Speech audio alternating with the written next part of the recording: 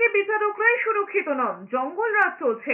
Diamond হারবারে বিচারকদের আবাসনে হামলায় এভাবেই আক্রমণ করেছেন শুভেন্দু অধিকারী। তার দাবি, বিচারকরাই অভিযোগ করছেন পুলিশের মদত রয়েছে।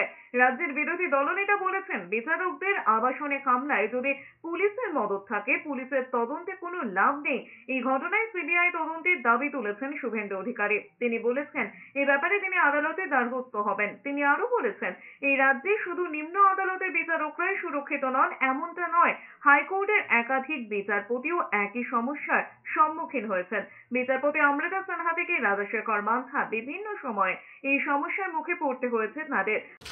হলতার গুন্ডাদের ঢুকিয়ে জাহাঙ্গীর শামীমরা কি করে ঢুকিয়ে দিতে, কোন রাজ্যে বসবাস করছি আমরা, কোন দেশে বসবাস করছি। আমি আজকে ইভিনিং এ মাননীয় গভর্নরকে লিখবো যে advise and direct to the chief secretary এই কেসকে, এই অভিযোগকে হ্যান্ড ওভার করতে সিবিআই কে। যদি না করে সরকার, আগামী মানডে আমি পাবলিক ইন্টারেস্ট লিটিগেশন করব, প্রোটেক্ট লোয়ার জুডিশিয়ারি। যদিও তৃণমূলের তরফের মন্ত্রী শশী পাঁজা পোস্ট করে বলেছেন, পুলিশ দ্রুত পদক্ষেপ করেছে, একজনকে ইতিমধ্যে গ্রেফতার করা হয়েছে, আবাসনের নিরাপত্তা আরো জোরদার করা হয়েছে।